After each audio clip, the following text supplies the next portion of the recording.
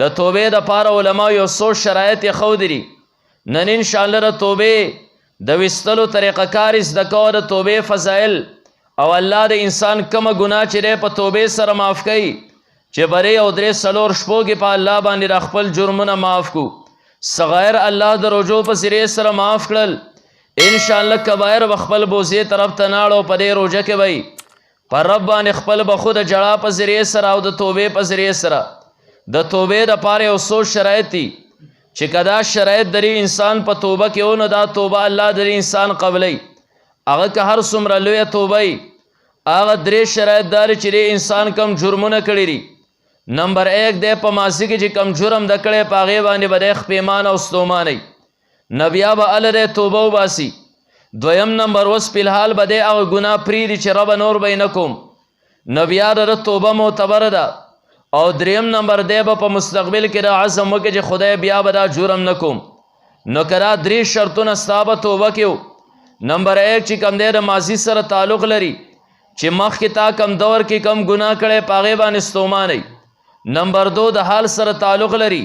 چې فلحال به تا خپل جرم چې دی نو دا پرېږدې. نمبر 3 د مستقبل سره تعلق لري، چې مستقبل کې به د عزم وکړي چې خدای زه به بیا ګناه نه کومه. وس کله چې دا درې شرطونه او بیا تا توبه ویسته، الله د انسان هر قسمه جرم چې دی نو دا معاف کوي، کم چې د حقوق الله سره تعلق لري. او که را درې شرطونه پکې نه و، نو بیا روایت کې داسې راځي چې دا په الله پورې مذاق او استهزا ده. تا یو جرم کړی په هغې باندې ښه خوشحالی، چېرې ډېر د غیرت کار مې کړی دی،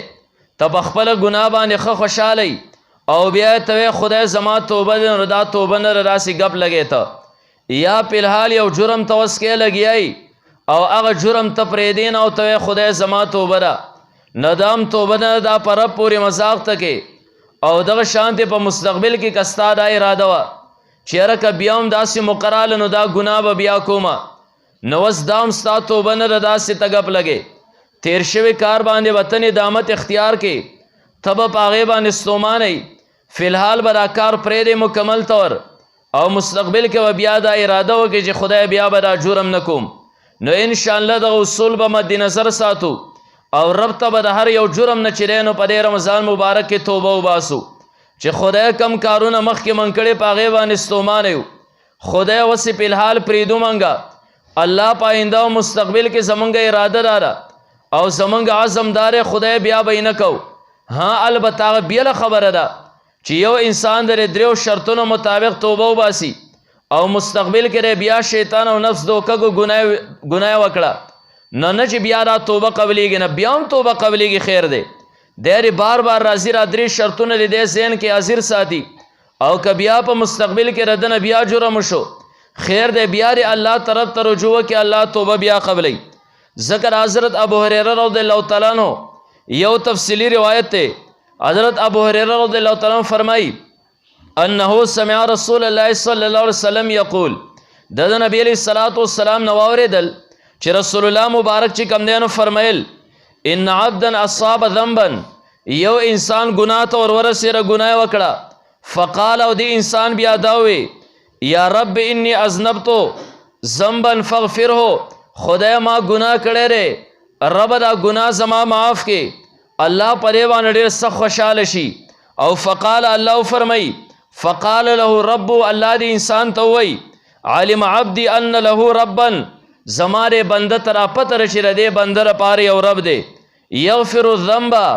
دغه رب چې کوم دی نو ګناهونه معاف کوي کله چې وغواړي، ویاخذ به، او کله چې وغواړي په دې جرمونو باندې نیول کوي. نو ځکه زما دې بنده ماته وی چې ربه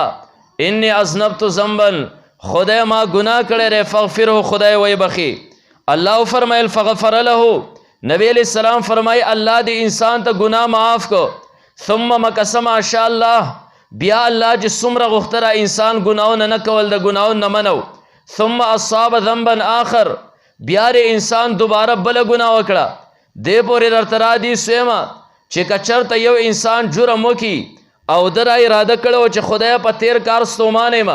فلحال مې دا ګناه پرېښوده، خدای آینده دپاره به بیا نه کوم، او آینده دپاره په ده باندې شیطان غالب شری، بیا خیر دی توبه وباسي.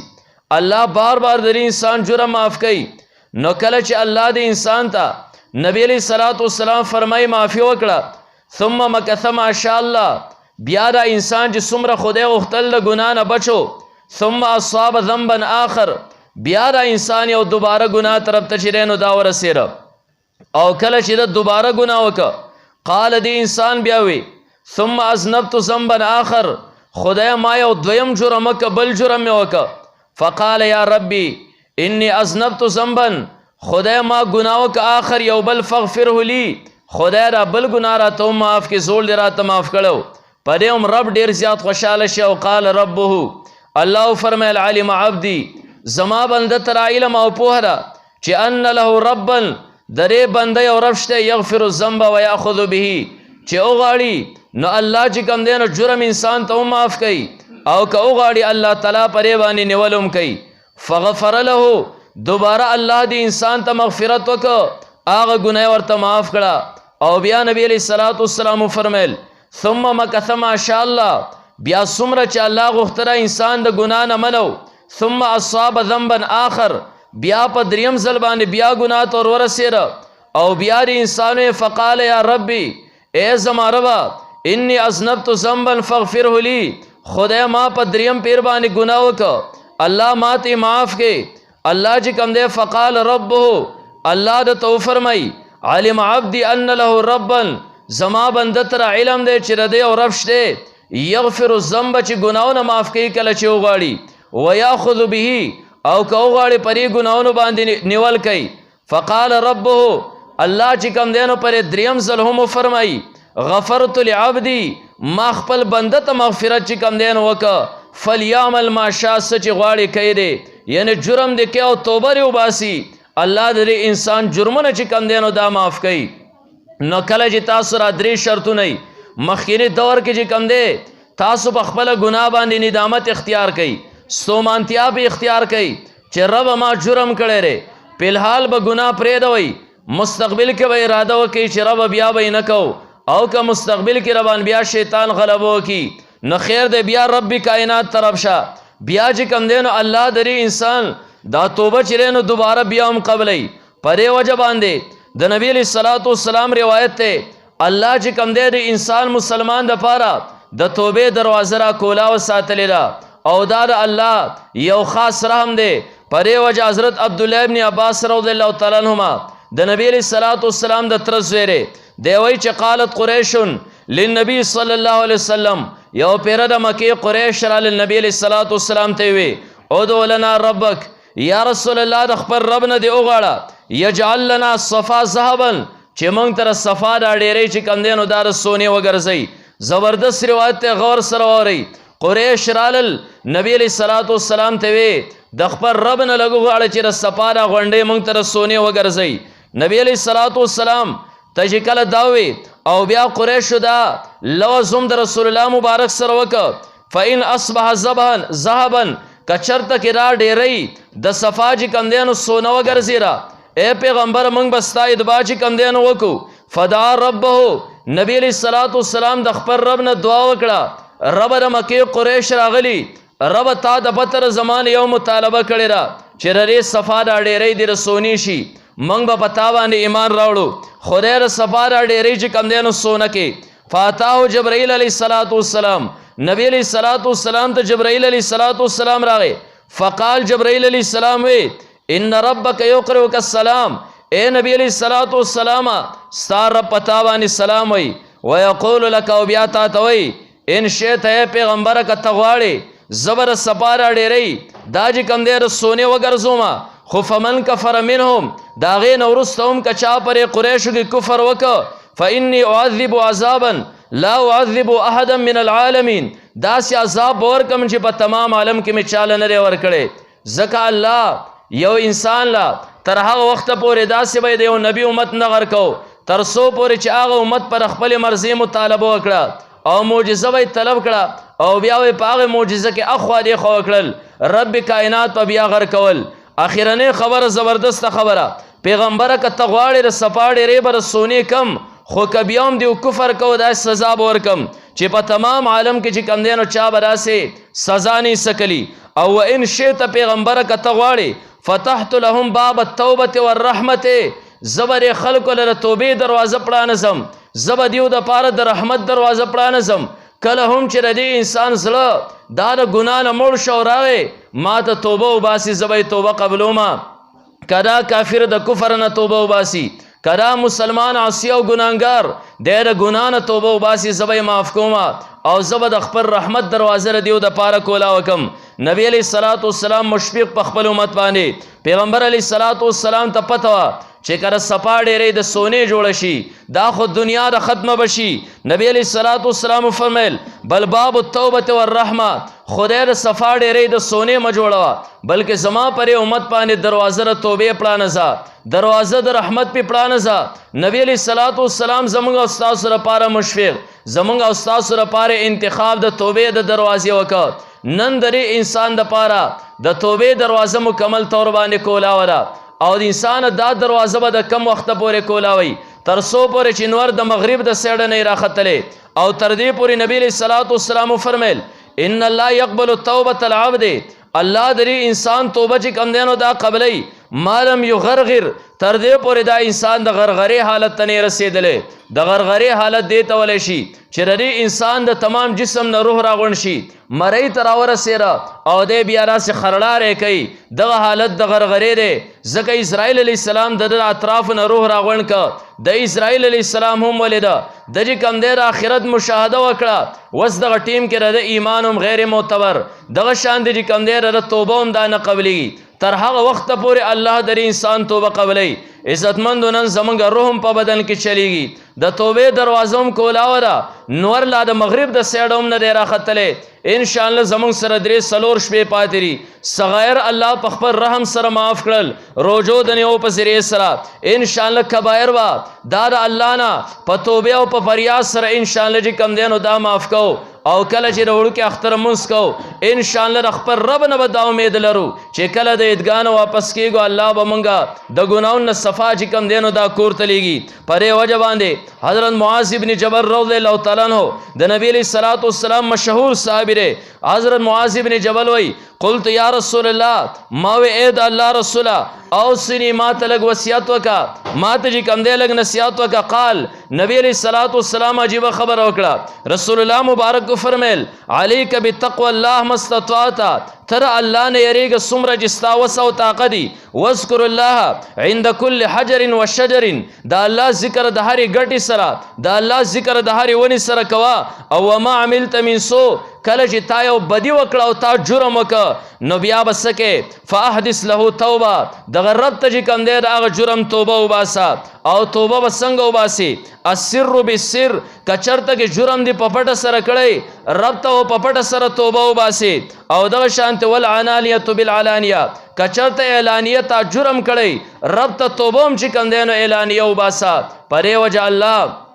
زمونږ او ستاسو لپاره دا توبه ایستل ډېر زیات اسان کړي هم دی. ګورئ تاسو بني اسرائیلو ته وګورئ، بني اسرائیلو چې کله د سخی عبادت وکړه د هغو توبه دا نه و چې د شپې په سیسه کې پاسه، د شپې په سیسه کې پاسه او د کمرې په ګوټ کې کېنه، نه ستانه ښځه خبرېږي چې دی سوی، نه ستانه بچی خبرېږي چې دی سوی، نه مور پلار خبرېږي چې دی سوی رب ته، نه چې کوم دی نو ستانه رور خبرېږي او خور خبرېږي چې دی رب ته سوی. تا غلې غونته رب ته ووایې ربه ما جرمونه کړي دي، ربه ما همیشه دپاره په جرمونو باندې دلیري کړې ده، ما په ګناه باندې لاس نه دی نیولی، خدای ستانه معافي غواړم. الله وایي صحیح ده ما معاف کړې. بني اسرائیلو توبه به داسې نه وه. کله چې د سخی عبادت وکړو الله فرمیل یو میدان ته راشئ، کومو خلکو چې د سخی عبادت نه دی کړی دا تورې راوالی، چا چې د سخی عبادت کړی دا پې ووهئ نو ټول به الله معاف کړي، که نه الله ګوره یو هم چې دی نو دا نه معاف کوي. په دې وجه مسلمانه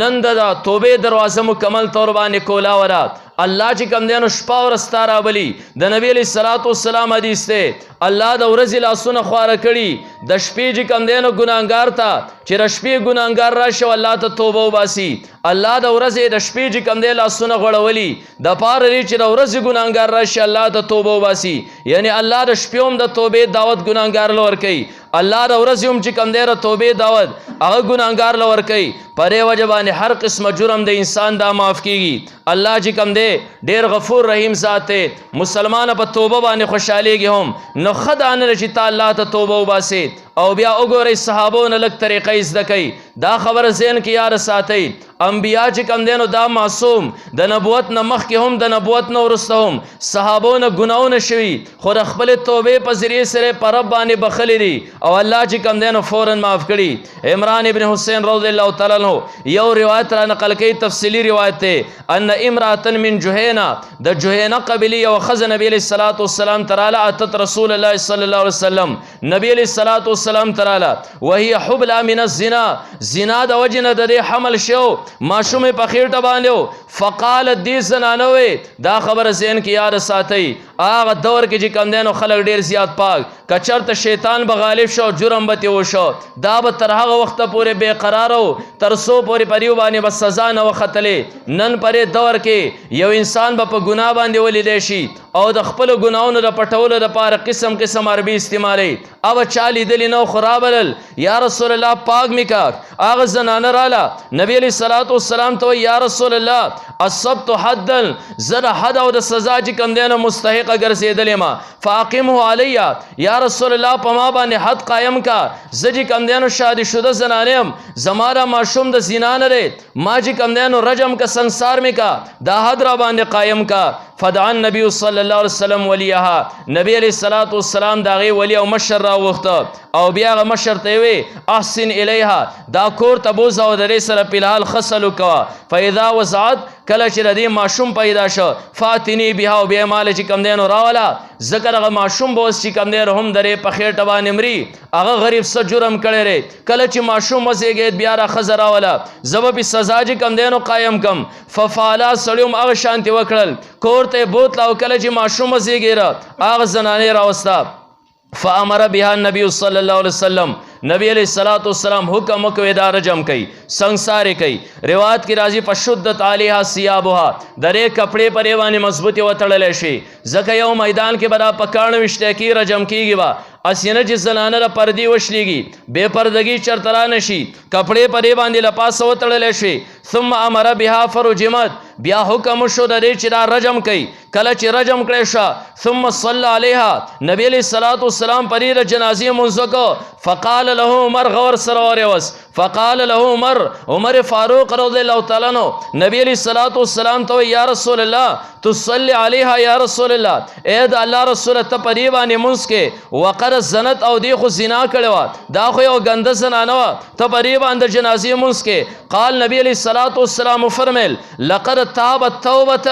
دی داسې توبه خدای ته استلوا لو قسمت بین 70 من اهل المدینه کله مدینه په یو کسانو باندې الله هغه توبه چې کم دینو تقسیم کې کم چې زنانه استلوا لوسعتهم دا یو کسانو د پاره بر دی هغه توبه کافی شو الله به جنت ته ولېږي داسې توبه چې کم دینو دا استلوا او بیا نبی علیہ الصلوۃ والسلام فرمایل ګوره ته ګوره نه عمر فاروق د داسې انسان افضل انسان به تبل کم زیاو ګوره چې چا په جرم باندې لیدل نو رب ته ځان چې کم دینو ور پیش کا د داسې په خطو بچرینو دا استلوا الله د هر یو انسان توبه ګوره قبلای الله هر قسم جرم انسان ته چې کم دینو دا معاف کوي پرې وجه چې کم دی انسان تعالی په کارداري چې ستا صغائر ګناونه الله تعالی معاف کړل صغائر ګناونه در معاف کړل پسې شي سره ستا واړه ګناونه الله معاف کړل د روزې په ذریعه سره ستا کبایر ګناونه چیرې دا به ته انسان په الله باندې بخې او هم پرې توبه سره به بخې چې ستا د رمضان نه مخکې ګناونه چې کم دی نو دا تجاوز ونه کړي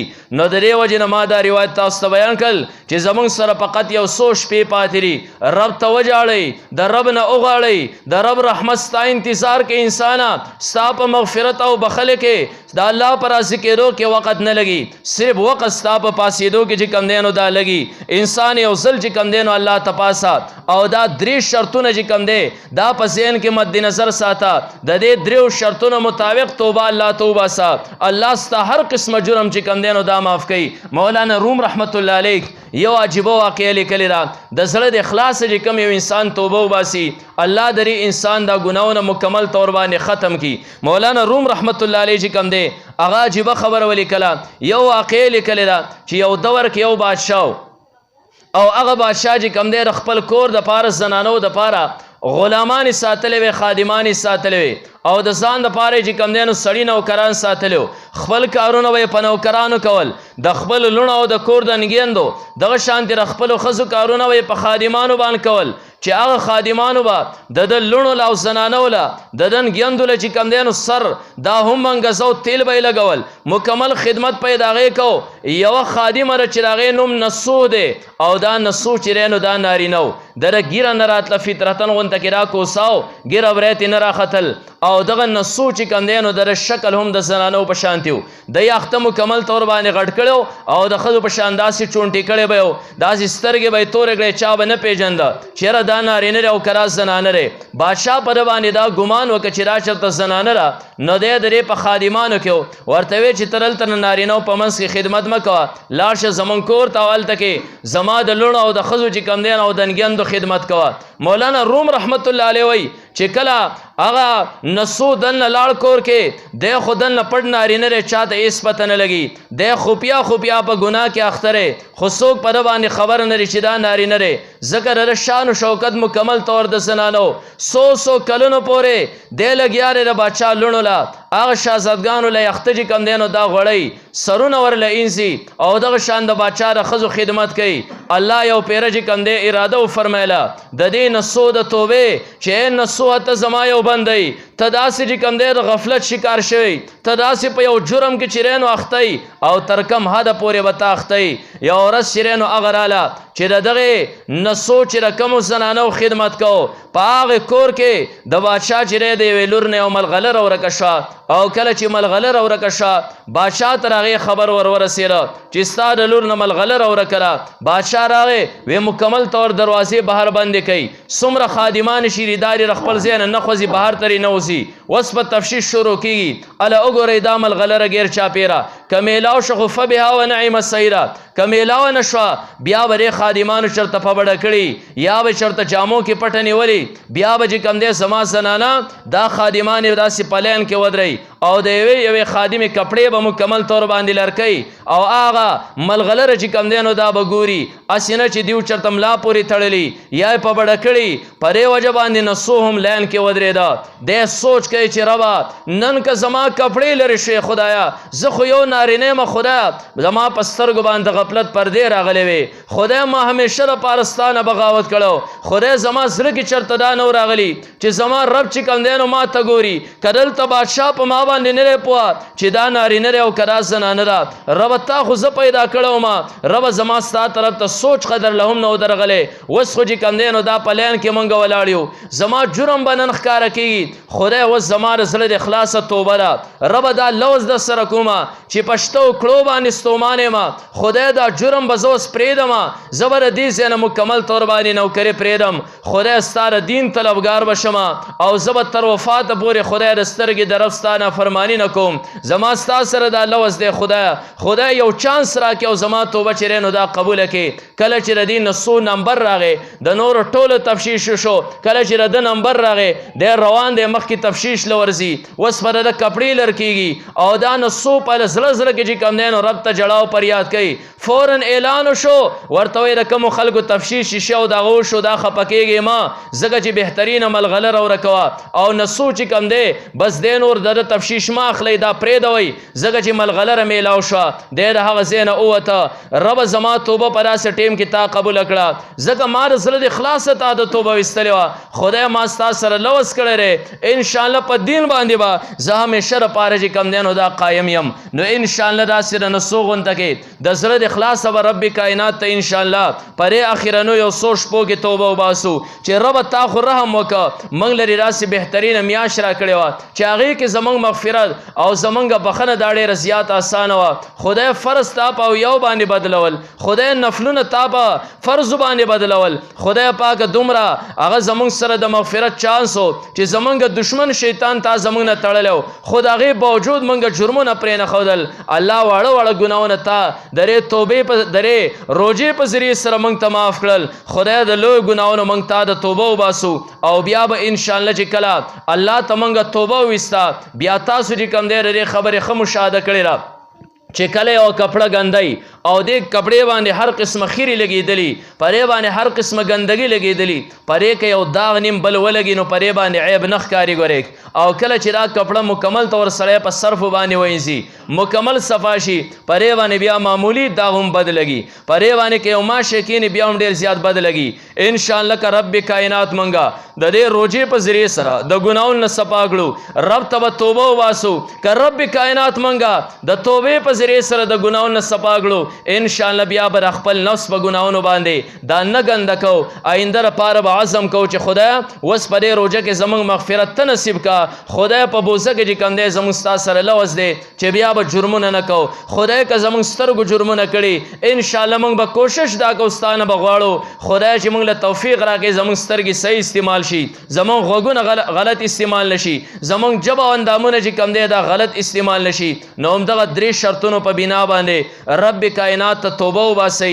انشاءالله الله به زمونږ تمام ګناهونه چې کوم دی نو دا معاف کوي. بیګا مونږ هلته کولو بعضې روایات او بعضې واقعات هلته مونږ بیان کړو چې الله څومره لوی نه لوی جرمونه چې کوم دی نو دا خلکو ته معاف کړي دي. او نن سبا خلک دا وایي چېره دا خو د فساد دور دی، په دې دور کې رضان د ګناه نه څنګه بچ ساتي؟ دا خو که بهر ته وځې بازار دی سترګې غلطې استعمالېږي، دی خو خبرې به غلطې اورې، د دې فساد په دور کې به ځان څنګه د ګناه نه ساتي؟ نو دا خبره ذهن کې یاد ساتئ. دا شیطان مونږ ته یو ډېره عظیمه خبره ښکاره کړې ده. نور یو قدم انسان والی تاسو رب طرف ته اراده وکړئ ور روان شئ. رب کائناتو فرمیل یو انسان ما ته 41 رانږدې کېږي، زه 42 ورنږدې کېږم. یو انسان 42 رانږدې کېږي، زه چې کوم دی نو دته 1 ګز ورنږدې کېږم، 1 لاس ورنږدې کېږم. او دا انسان که ما ته راسي رو رو راځي، زه د طرف ته منډه وهمه، د طرف ته چې کوم دی نو په منډه سره ځم. رب ته تاسو قدم والی چې خدای تا طرف ته درځمه، د ګناهونو نه ځان بچ کومه.